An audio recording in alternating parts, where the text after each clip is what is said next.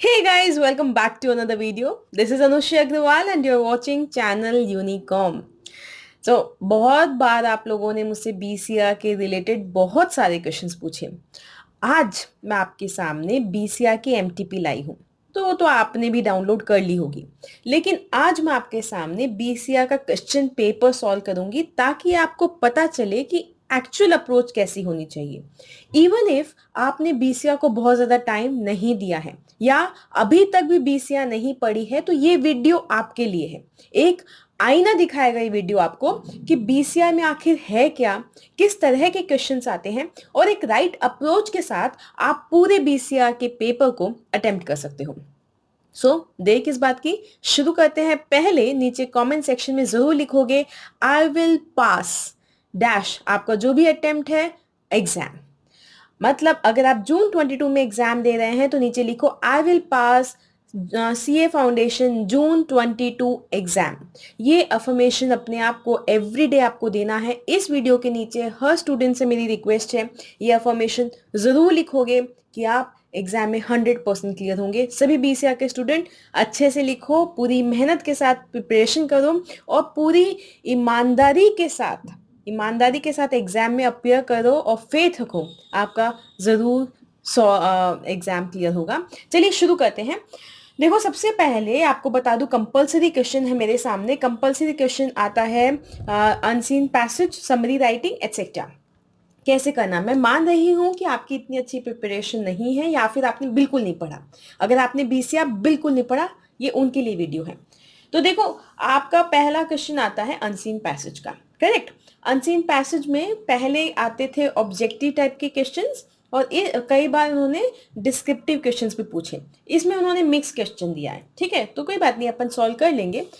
अब unseen passage को कैसे एड्रेस करना है, मेरे सामने अनसीन पैसेज है। करेक्ट। ये अनसीन पैसेज अराउंड दो पैरा का है, सिंपल है। इसको पहले पढ़ेंगे कैसे, आपकी रीडिंग स्पीड थोड़ी फास्ट होनी चाहिए। और आपने 11th-12th में ये सब किया है, आपके लिए टफ नहीं है, बस मैं बताई जा रही हूँ थोड़ी चीज़ें। रीडिंग स्पीड थोड़ी फास्ट होनी चाहिए, जल्दी जल्दी पढ़ना है। Motivations for ruralism in the under developed countries are understandably different from those in developed countries. समझ में आया? रूरलिज्म के बारे में बात हो रही है, अंडर डेवलप्ड और डेवलप्ड कंट्रीज के बारे में बात हुई। कैसे मैंने अंडरलाइन किया, एक एक चीज देखना। This is share physical necessity for every act of man survival in third world countries क्या होती है पता होना। थोड़ा तो आपका बैकग्राउंड नॉलेज होगा, उतनी ही जल्दी आप रीड कर पाओगे। मैं एग्जाम टाइम पे आप कैसे सॉल्व करोगे वो बता रही हूँ यहाँ पे। which are predominantly rural. It is a sheer physical necessity for the very act of man's survival in the third world countries are predominantly, क्या बोला, थर्ड वर्ल्ड कंट्रीज क्या है, रूरल है। the only lever that can human life above its present subhuman level is rural development। ठीक है ठीक है। rural life for such countries has been stagnating for countries on end। मेरा जो first reading होगा वो थोड़ा फास्ट होगा, मैं एक बार सिर्फ जानना चाहती हूँ कि क्या जिस्ट बोलना चाह रहा है, उसके बाद देखना है। तो अभी मैं कर रही हूँ फर्स्ट रीडिंग, उसके बाद समझना क्या करेंगे। So rural life for such countries has been stagnating for countries on end. Nothing worthwhile has been done to ameliorate the conditions of the rural population, which is only slightly different from that of the quadrupled counterparts. Ignorance क्या है, ignorance, ill health, poverty have become synonyms of rural life in the underdeveloped and कौन सी countries, undeveloped and underdeveloped countries. Probably we need to work on these reasons and help these countries to grow. But the worst tragedy is that the concerned human populations have taken this state of affairs for granted as something unalterable, something for which there is no remedy. Every ray of hope has gone out of their lives. तो main problem क्या है इसको, कि हमने क्या ले लिया, इसको अनऑल्टरेबल ले लिया, ठीक है। और there seems to be no motivation in such countries. Rural development is the inevitable condition of any material और नॉन मटेरियल एडवांसमेंट। तो पहली बात ये क्या बोला, ये इनएविटेबल है। तो मुझे ऐसे समझ में आ रहा है रूरल डेवलपमेंट की बात हो रही है। अंडर डेवलप्ड और अनडेवलप्ड कंट्रीज के अंदर इसको मोटिवेशन ही नहीं है, इसको कुछ कर ही नहीं रहे, लेकिन कोई भी एडवांसमेंट के लिए जरूरी है, ठीक है, ये समझ आ गया। Also the enlightened sections of all such countries have been taking ever growing interest in the question of, they are taking interest, मतलब बोला इंटरेस्ट ले रहे हो लेकिन कर नहीं रहे कुछ। So this was also part of the legacy of the freedom struggle, ठीक है। In countries like it is well known that attempts at rural development were an inseparable part of the independence movement, okay। Leaders like Gandhi ji realized quite well that real India lived in her stagnating villages, Cities which were mostly the product of Western colonialism were just artificial showpieces. Even there, it was like two worlds. The posh areas where the affluent few, mostly the product and custodians of the imperial interest lived, were little islands engulfed by the vast majority of the people. क्या समझ में आया? एकदम छोटा सा passage है जिसमें बोला गया है रूरलिज्म के बारे में, अनडेवलप्ड अंडरडेवलप्ड कंट्रीज में कैसी कंडीशन है. अब क्या करने का नेक्स्ट पॉइंट क्या है? अब हम क्वेश्चन देखेंगे कि क्वेश्चन क्या बोला गया है. ये तो मैं रिकॉर्डिंग कर रही हूँ इसलिए वो चला गया मेरा जो मैंने मार्क किया था. ऑल्दो आपका नहीं जाएगा, मतलब आप पेंसिल से करोगे तो आपको दिखेगा. देखो पहला क्या, what according to the author is the worst tragedy. शायद उसने ऐसा कुछ बोला था, ट्रेजेडी रूरल डेवलपमेंट का ही ट्रेजेडी है कि कोई इंटरेस्ट नहीं है, ऐसा ना. तो वापस से रीड करो, कहाँ पे था ये पॉइंट, ये रहा. Worst tragedy is that concerned human population have taken this state of affairs as unalterable and which nothing can, there is no remedy. ये है. तो बस आंसर हो गया, ये आपका आंसर एज इट इज लिख देना, हल्का सा वर्ड्स को इधर उधर कर देना, मिल गया एक number. How do you know that rural development was part of India's freedom struggle. तो कैसे पता? गांधी जी के बारे में बताया ना इसने, बोला because Gandhi ji also took interest in real India because he said that real India lived in her stagnating villages. कह देना, सिंपल सी बात है. It was inseparable part of the independence movement. हो गया, ठीक है. उन्होंने इंटरेस्ट लिया था, जो एनलाइटेंड सेक्शन था ऐसा. अब क्या suitable synonym for word ameliorate. अब देखो क्या है, मेरे को पता है कि एमिलियोरेट क्या होता है, लेकिन आपको आइडिया लगाना पड़ेगा अगर आपको नहीं पता है तो देखो यहाँ पे कहीं पे वर्ड था एमिलियोरेट, ढूंढो.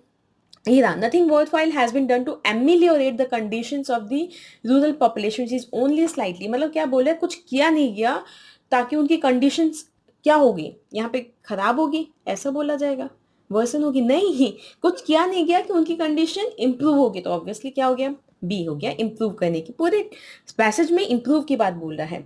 What have become the common synonyms of rural life in undeveloped and अंडरडेवलप्ड countries.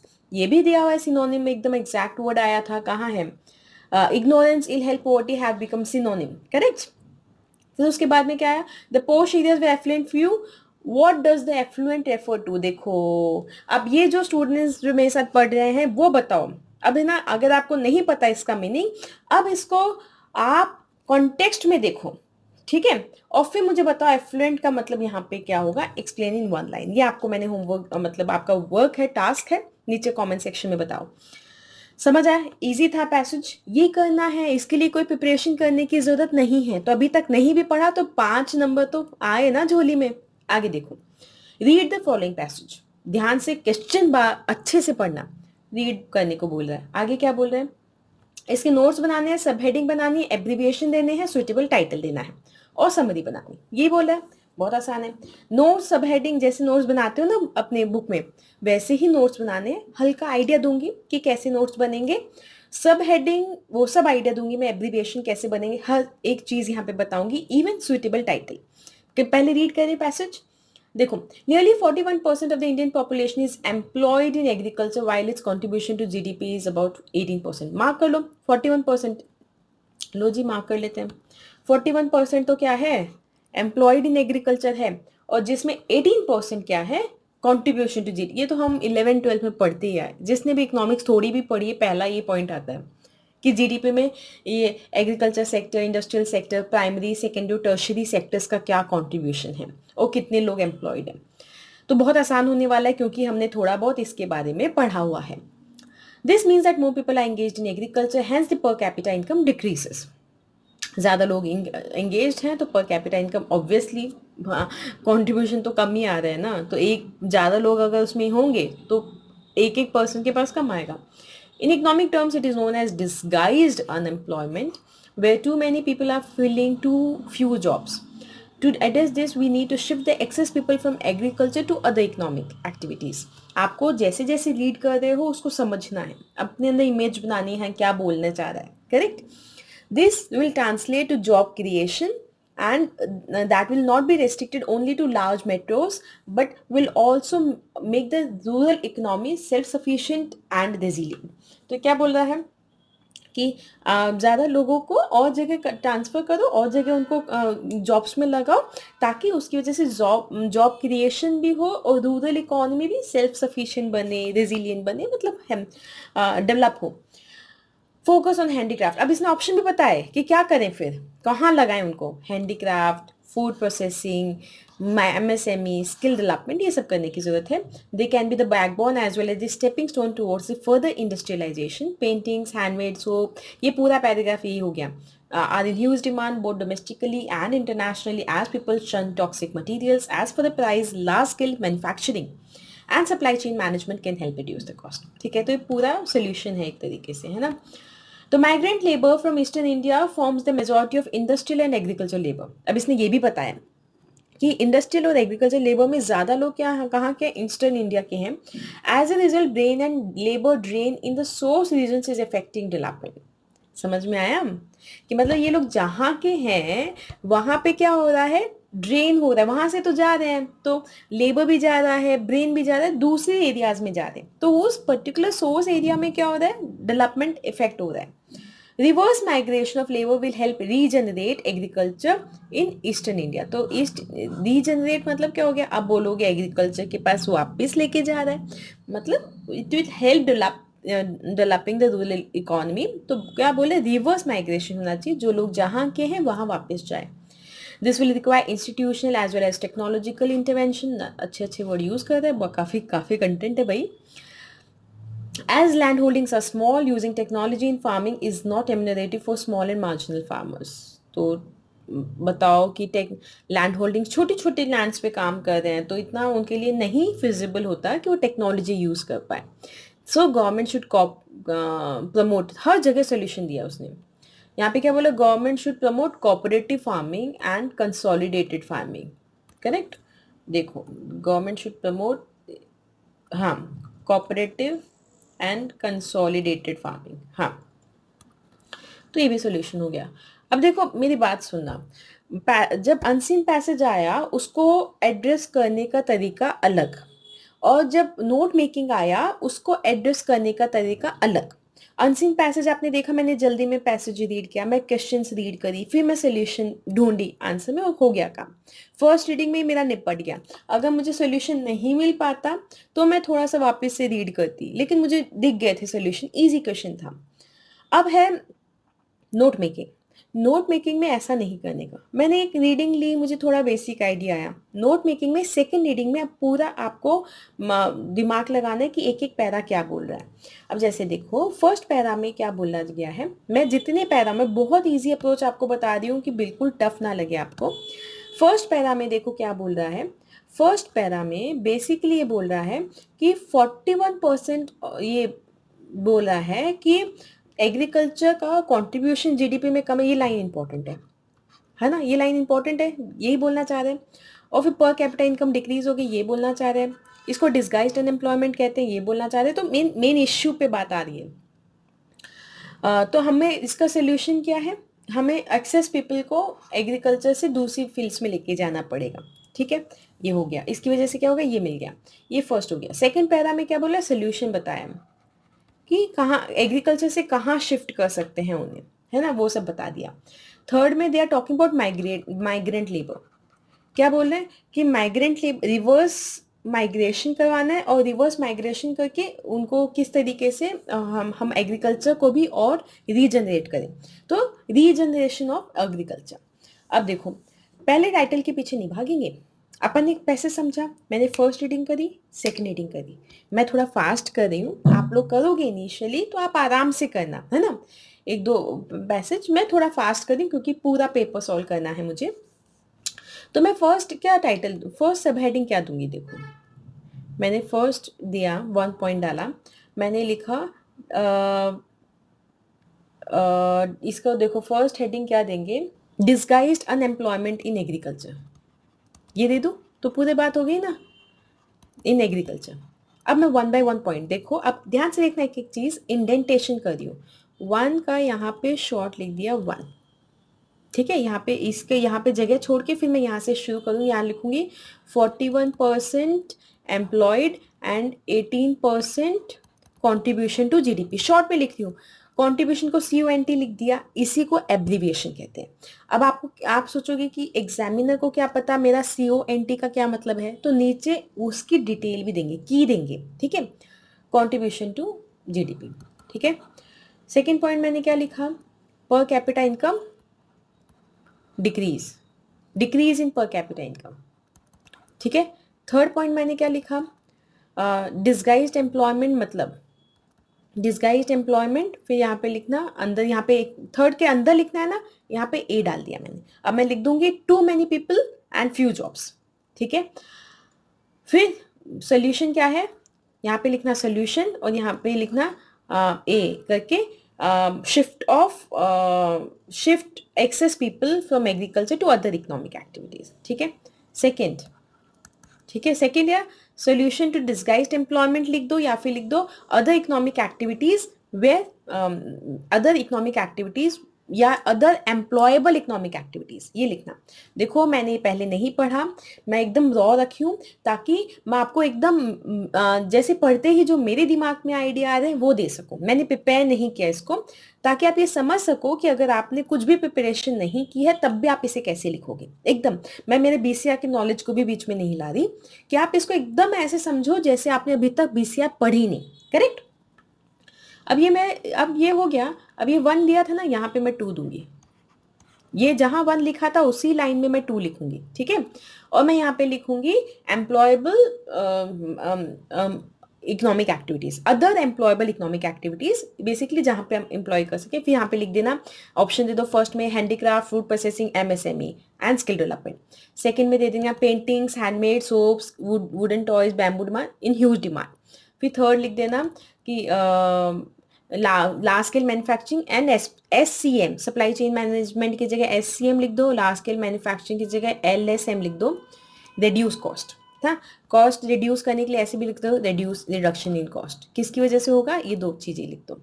Okay, ये होता है शॉर्ट में अपन चीजें लिख रहे हैं। अब थर्ड पैरा में लिखो, क्या लिखोगे, रीजनरेट, क्या लिखना, टॉप हेडिंग दो, रीजनरेट एग्रीकल्चर। रीजनरेट कैसे करोगे, फर्स्ट पॉइंट दे देना reverse migration.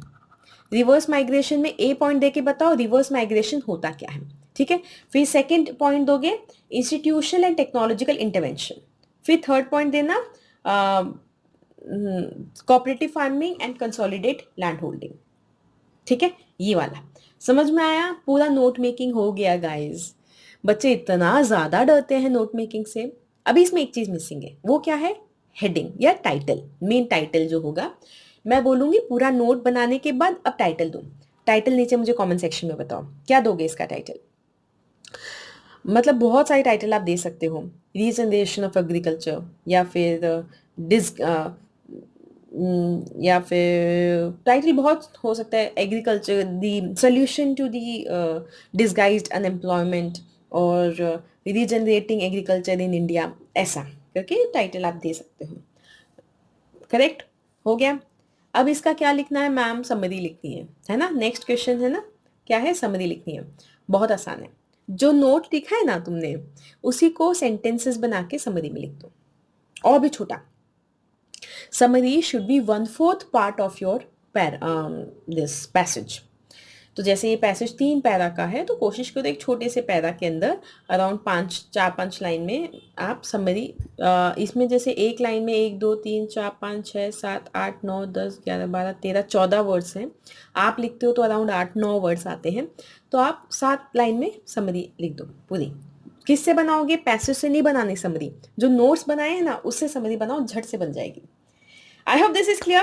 So we are done with around 10 marks of compulsory question in BCR. आगे बढ़ूं? Okay. नेक्स्ट है चैप्टर 1 का क्वेश्चन। ये कंपल्सरी क्वेश्चन नहीं है, देखो पहले लिखा हुआ है कि इस क्वेश्चन पेपर के अंदर क्वेश्चन 1 कंपल्सरी है, बाकी 2, 3, 4 है ना, और 5, इन चारों में से आपको 3 क्वेश्चन अटेम्प्ट करने। क्लियर। तो ये जो 15 मिनट मिलेंगे ना एग्जाम आप देने जाओगे तो रीडिंग टाइम में, वो 15 मिनट में डिसाइड कर लेना कौन सा एक क्वेश्चन नहीं करना, उसे काट देना, फिर उस 3 घंटे में उसके लिए सोचना मत। ओके, तो सेकेंड क्वेश्चन देखो। Second question is define effective communication list at least 4 characteristics of effective communication. 2 number का है। जब भी क्वेश्चन ऐसा दिखे उसे डिवाइड कर दो। इफेक्टिव, आपको क्या लगता है इफेक्टिव कम्युनिकेशन 1 नंबर का होगा, 4 कैरेक्टरिस्टिक्स 1 नंबर का, ऐसा भी हो सकता है इफेक्टिव कम्युनिकेशन आधा नंबर का है, 4 कैरेक्टरिस्टिक्स 1.5 नंबर का। तो कंफ्यूज नहीं होना, दिक्कत नहीं है। इफेक्टिव कम्युनिकेशन एक सेंटेंस में बता दो क्या होता है, चारों करेक्टरिस्टिक्स को एक एक सेंटेंस में बता दो, खत्म बात। सिर्फ टाइटल ना देना कि क्लियर होना चाहिए ऐसा वैसा, पूरा एक सेंटेंस लिखना, ठीक है। ये डन हो गया। तो 5 सेंटेंस आपने बेसिकली लिखे। अब choose a suitable synonym for the given word. अब देखो इसमें मुझे पता है कि रोबस्ट का सिनोनिम, ध्यान देना बच्चे गलती करते हैं, ये जो सिनोनिम लिखा हुआ है ना, इसको वो एंटोनिम ध्यान से नहीं पढ़ते, कई बार उसका एंटोनिम ले आते हैं, कई बार एंटोनिम पूछा है और सिनोनिम टिक कर आते हैं, क्योंकि ऑप्शन में होता है हमेशा सिमिलर वर्ड्स होते हैं। अब देखो रोबस्ट है, मुझे एक्चुअली पता है robust is like strong fast, है ना ऐसा। तो रूड नहीं होता, वाइज नहीं होता, केयरलेस नहीं होता, स्ट्रॉन्ग होता है। सिनोनिम, एंटोनिम है किसका, एमिकेबल। तो मेरे को पता है, अगर आपको नहीं पता है तो आपको गैस करना होगा, ज़रूर गैस करना, क्योंकि नेगेटिव मार्किंग नहीं है, इसलिए लिख के ज़रूर आना। मुझे पता है इसका कि ये एमिकेबल मतलब प्रैक्टिकल होने वाला सा, है ना। तो केपेबल यहाँ पे ये से जैसे it is an amicable solution, ये प्रैक्टिकली पॉसिबल है, कर सकते हैं, तो इसलिए केपेबल हो जाएगा ये। तो सॉरी मैंने भी गलती की। Capable is like basically, amicable is peaceful है ऐसा, पीसफुल इट्स दोनों के बीच में सोल्यूशन, एमिकेबल सोल्यूशन हो गया ऐसा। लेकिन ये तो क्या हो गया, सिनोनिम हो गया। अब हमको क्या देखना है, इसका एंटोनिम पूछा है, तो क्या हो जाएगा, हॉस्टाइल। समझ आई, है ना, ये गलती हो जाती है एग्जाम में। अब change the following sentence into indirect speech. ये ऐसा है दोस्तों, अगर आपने अभी तक नहीं भी पढ़ा है तो मेरी बात मान के चैप्टर 1 पढ़ लो, उसके भी वीडियोस मैंने दिए हैं, और चैप्टर 2 जो डायरेक्ट इनडायरेक्ट और एक्टिव पैसिव है, ये 2 चैप्टर्स पढ़ लो आराम से, वीडियोस पूरी डिटेल में दिए गए हैं। आपका बहुत आसान हो जाएगा आपके लिए 20 क्या करना। तो दो lawyer said to the accused you should speak the truth, ये 1 मार्क का है। मेरे को पता है, देखो इनडायरेक्ट स्पीच आपको आनी चाहिए, डायरेक्ट इनडायरेक्ट। तो द लॉयर टोल्ड आज the lawyer ordered the accused to speak the truth, मतलब ये शुड में हम ऐसे करते हैं। सो बताना मैंने सही लिखा, बताया नहीं बताया, साथ साथ में इंटरेक्ट करते हो ताकि आपको भी मजा आए और समझ में आए पूरा अच्छे से। ओके अब है प्रेसिस राइटिंग, ये मैं करवाती हूँ आज के में, फिर बाकी आप मुझे कमेंट सेक्शन में बताओगे कि मैम इज इट हेल्पफुल और not, then only I will come up with the next video जिसमें मैं आगे का डिस्कस करूंगी। Write a precis and also give a suitable title. Precis आपके पैसेज का 1/3 समरी है, दिमाग ही नहीं लगाने का, ज्यादा सोचने का नहीं, 1/3 समरी है बस। Speech is a great blessing, but it can also be a great curse. For while it helps us to make our intentions and desires known to our fellows. तो स्पीच के बारे में देखते हैं, इतना ही है, छोटा से बहुत ही छोटा, 3 लाइन का तो आपका आपकी बुक का मैक्सिमम 4 लाइन में प्रेसिस आ ही जाएगा। स्पीच की बात हो रही है, ब्लेसिंग बोल रहा है, लेकिन कर्स भी हो सकता है। ब्लेसिंग क्यों है, क्योंकि अपने इंटेंशंस को नोन करवाता है।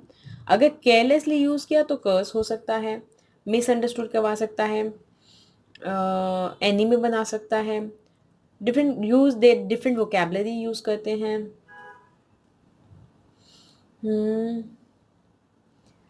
एजुकेशन लेवल में डिफरेंस आता है, उसकी वजह से हो सकता है। Unwittingly we may use a word which brings a different meaning to our listener from what it does to men of our own class.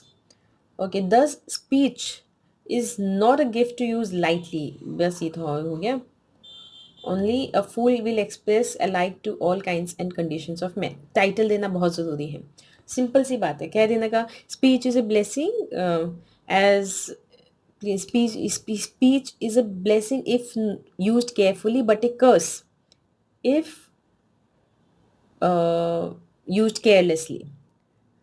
फिर नहीं, इसमें क्या लिखेंगे, देखो एक बार सोचो, थोड़ा सा सोचते हैं। शॉर्ट करना है ना, तो फर्स्ट पैरा को मैं हल्का सा शॉर्ट करती हूँ। Speech is a blessing at it make our intentions clear, but it is a curse, but it can be if used carelessly it can be a curse and can may create enemies. Okay, फिर next para पे आओ। The reasons beyond, इसमें लिखेंगे अपन, ये हो गया first para, एक line हो गई। different vocabularies, difference in education level, etc. may uh, can be, may की जगह can be the reason for misunderstanding. So use speech thoughtfully. बस डन हो गया. लिखोगे क्या? Careful hand, carefully, careful, be careful while you speak. ऐसा हो सकता है ना, फर्स्ट थिंग देन स्पीक, और be careful while you speak, ऐसा करके. आई होप समझ आया. हाँ, इजी था. इसको थोड़ा सा शॉर्ट और कर सकते हो. वैसे मैंने सारे पॉइंट्स भी आपको डाल दिए, हो जाएगा. समझ आई? I hope this video is going to help you a lot. ये बहुत हेल्प करेगा.